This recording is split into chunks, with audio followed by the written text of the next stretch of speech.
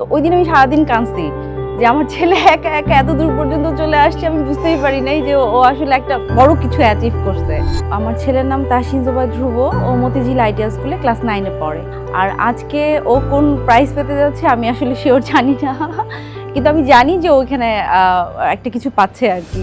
আসলে ও তো স্কুল থেকে নিজে নিজে রেজিস্ট্রেশন করে চলে এসেছিল। প্রথম পরীক্ষাটা ও একাই দিয়েছিল। তো সেকেন্ড টাইম যখন আমি ওকে নিয়ে গেলাম মিরপুর ব্রাঞ্চে, ওই দিন আমি গিয়ে বুঝতে পারছি যে আসলে আপনাদের ইংলিশ অলিম্পিয়াডের যে আপনাদের টোটাল প্রসিজারটা অনেক বড়, একটা হিউজ একটা প্রসিজার ছিল। তো ওই দিন আমি সারাদিন কাঁদছি যে আমার ছেলে একা একা এত দূর পর্যন্ত চলে আসছে। আমি বুঝতেই পারি নাই যে ও আসলে একটা বড় কিছু অ্যাচিভ করছে।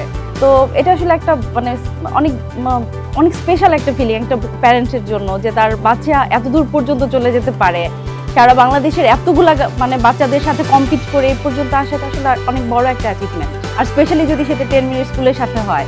আপনারা অনেক ওয়েল অর্গানাইজ, হ্যাঁ। আর আপনাদের এই যে প্রসেসরটা যাচ্ছে, বাচ্চারা যাচ্ছে কোনো ধরনের হ্যাসেল ফ্রি। ওরা অনেক বেশি আনন্দ নিয়ে আসছে যে আমি যাবো, আমি এটাতে যাচ্ছি।